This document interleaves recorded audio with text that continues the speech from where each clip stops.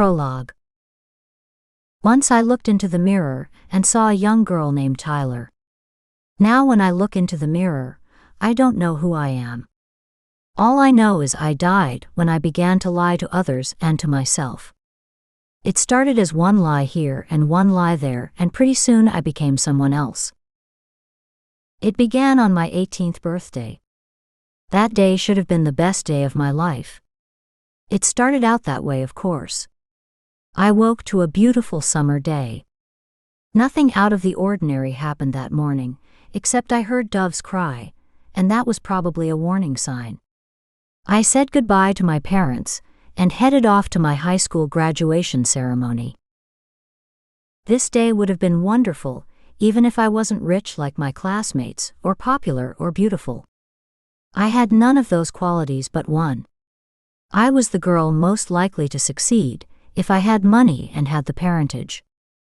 At my private school, I managed to pull off a 4.0, which wasn't easy with the rumors and threats vaulted in my direction. All because I study and could pass subjects that anyone with a little extra effort could have done. The girls were jealous, but they never gave me a second thought because I never attended their parties or glanced in the direction of their boyfriends. That was all they cared about. Grades were nothing. They could buy a grade if they had to, but a good-looking rich boy, now that was a horse of a different color. These pretentious girls would have cut my hair, run me down with their Porsches, and spread the most obscene gossip about me if I opened my mouth to mention their boyfriends' names. Throughout my years at Capital Institute for the Gifted and Talented, most of the girls in this private school were gifted and talented, as long as they had a hard grasp on mommy and daddy's wallets to guarantee they would remain that way. Girls like me who worked their asses off to escape the inevitable never got a break unless they received good grades. At the time, I didn't understand the importance of youth and money, but I did understand the importance of an education. I stood before that crowd of she-devils and gave my valedictorian speech. Eyes rolled, curses were mouthed as I tried to read my illustrious speech. The only one sat there and listened to me was Christina and my parents. Thanks to Chris, my best friend, otherwise my life would have been a living hell, and she was my only friend for 4 long years. I was poor in friends and just plain poor. I couldn't afford the money to pay for anything but an occasional pizza, and in the evenings when the cafeteria was closed, I hid away in the library and ate tuna sandwiches. I spent more energy worrying about whether someone would notice that my family was broke. It was a wonder I graduated, but graduate I did.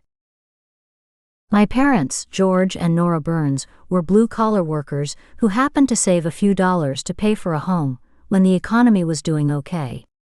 But my father lost his job and had been out of work for 4 years. In his 60s, and when the employment picture improved, no one wanted to hire him.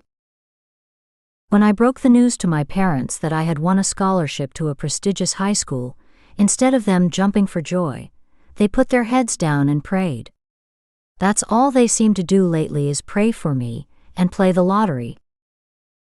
The scholarship I received to attend this absurdly expensive school wasn't worth the embarrassment I felt every minute of the day. But I was there, and I had to adjust. I walked with my head bent and earplugs on most times, so as not to listen to the rich girls' chatter. The whispers sounded like this: "What is she doing here?" and that I was clearly out of my element and out of my class. "Where did you buy that dress?" And a chorus of girls would chant, "Goodwill," and the laughs would follow. They weren't wrong. They were just cruel. I made it through the embarrassment of cheap clothing, bullying, and today I'm graduating. Although I can pick my choice of universities and colleges, I will go to a local college and get a job, where I can help my mother and father pay for their home. I'm by no means as honorable as I appear. I want to be selfish and uncaring and obnoxious and spoiled as the girls in my school are. Trust me, I've had plenty of examples, but I just can't afford to be a narcissist. It takes time and money, and I have none. Nevertheless, I'm proud of myself for making it through the hardest years of my life. It wasn't the teachers and the classes. That was easy. All I had to do was study. And study I did. I ate and slept with my books. If the girls didn't speak well of me, the teachers did. Whenever a teacher asked another teacher about me, they would say, "Tyler Burns, yes, she's the best student in this school and I'm proud to have her in my class." But I overheard old Mr. Bankston, my English teacher, say, "I agree, but she's too quiet," he whispered.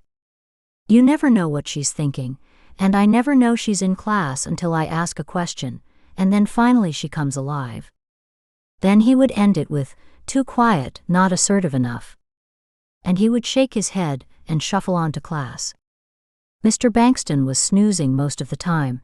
The other times he had his head planted in a sandwich, and he didn't know who was in his class, let alone me.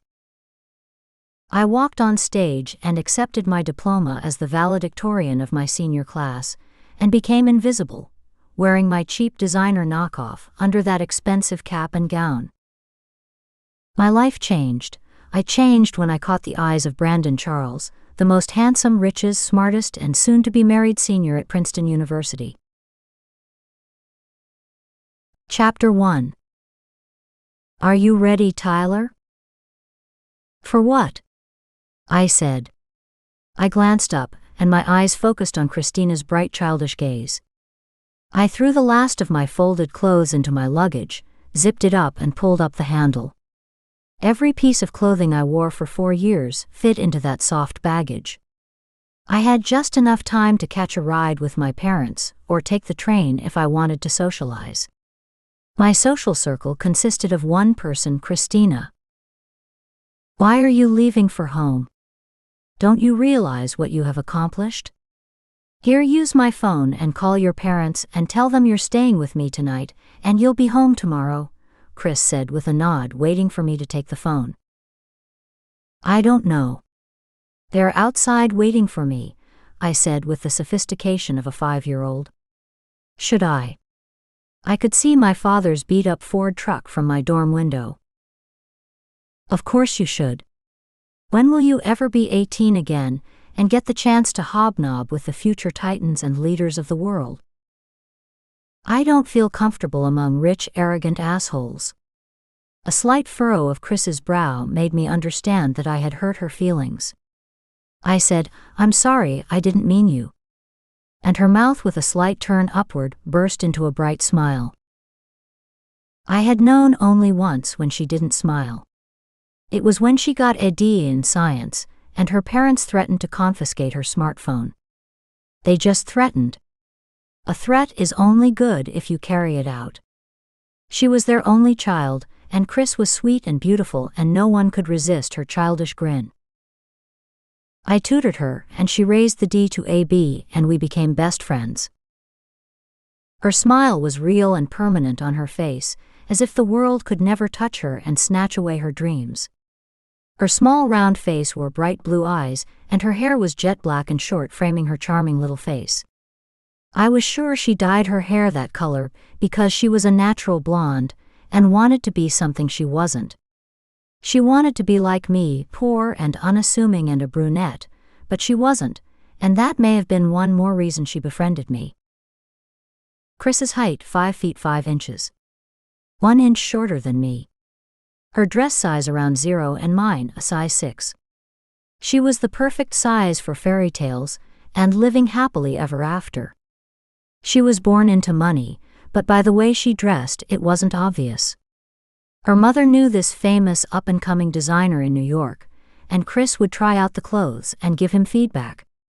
It wasn't just the clothes. She lived in the most expensive area in New Jersey, had a loft in Manhattan, and she drove a red Porsche Carrera. It wasn't just the cars that she drove, it was the respect that the rich girls at school poured on her. One day she took pity on me and tried offering me some of her clothes. I was stupid and proud then and refused. Her feelings were hurt, but she understood me, and I knew she wasn't like those snotty, snooty girls who made my life miserable. I called my parents at Chris's insistence. I trusted her. Mom and Dad, I'm going to stay over at Christina's. We're happy that you're getting out and meeting people, my mother said without a question. I added, I'll be home early tomorrow. See you. I love you both. My parents trusted me to do the right thing, and I had been a trustworthy person until I met that handsome college senior, Brandon Charles, with the electric smile that could burn a hole in a girl's heart, body, and soul. We entered the gates of Chris's parents' estate and drove for 10 minutes until we arrived in front of the mansion with its manicured hedges and an array of colorful blooming flowers. She parked at the front door and we hopped out of her Porsche. She opened the door with a buzzer. When I stepped into the foyer, I walked around with my head up and turning in a circle gazing at the ceiling and chandeliers. There were 3 large crystal ones positioned 20 feet apart. Where are your parents? I said, looking around the enormous house with my eyes glued to the staircase that would make Gone with the Wind set designer envious. The staircase was wide and curved and the railings dark polished wood. They're off on a safari in Atlantic City, Las Vegas gambling, take your pick. I'll know if they're back tomorrow, Chris said, watching my expression. My room is upstairs, but we can take the elevator. You have an elevator? I questioned with amazement. She pointed to the elevator to the right, and we headed for it. She opened the door gazing at my expression with a small smile, and we stepped in. She knew this was new and intriguing for me, and she enjoyed sharing the experience. I had one of the bedrooms downstairs, but my parents came in late one night and caught a boy in my bed, she said, hunching her shoulders with the palms of her hands outstretched, glancing at me with her wide blue eyes, smiling, and wondering what's the big deal. I never know where they are, but you can bet the servants did. They never tell me anything. I tried to explain that Patrick was only a friend, but they didn't believe me. Imagine that, not believing me. She turned to give her patent smile, and the elevator door opened. This is my room, Chris said, pointing to the door on the right of the elevator. When she opened the door to her room, I thought I would die. She had a large canopy bed, and her room was the size of our home. It was decorated in pink and purple, with pictures of her as a child, and a large collection of dolls and stuffed animals. She smiled. I knew that smile. Her walk-in closet and bathroom could house another small home.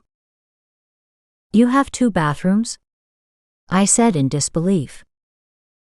No. One is a shower, and one has a tub for lying around and contemplating my life. Another gleaming smile. She closed the door and opened her closet. My God, you will never be able to wear those clothes in a lifetime, I said, walking into the house-size closet, standing with my mouth ajar. That's why you will have to take some of these things off my hand. I don't know what to do with them, she said, throwing piles of dresses on the bed. I can't take your clothes.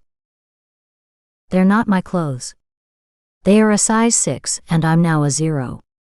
Her gaze swung back to me. I have never worn them, and they mean nothing to me. On the other hand, if you wear these tonight, she said, taking a pair of designer jeans off a hanger, which had a price tag of $1,000 and a white shirt equally in price. She shoved them in front of me. See how great you look. All you need is some clothes to bring out your beautiful face and hazel eyes. They are hazel? She said, leaning in to make sure. I wish I had hair like yours, she said, smiling. It's so long and thick. What is that color? Chris queried, raking her hand through my hair. Chestnut brown. Where are we going? I don't need to walk around with clothes that expensive in Trenton. People will laugh at me. I was begging her to let me be myself. We're going to a frat party to celebrate their graduation into the world of business and finance. You have just graduated from a school most girls would pay a ransom to be a part of. You've been accepted into Yale, Harvard, and who knows where, and all you want to do is go back to Trenton. There is no going back, Tyler. You made that decision when you accepted that scholarship and got those grades.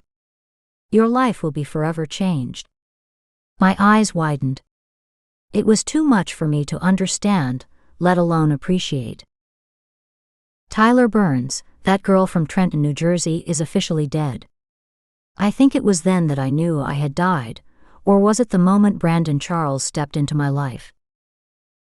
That's not exactly what I meant, I said to her with an uneasy smile.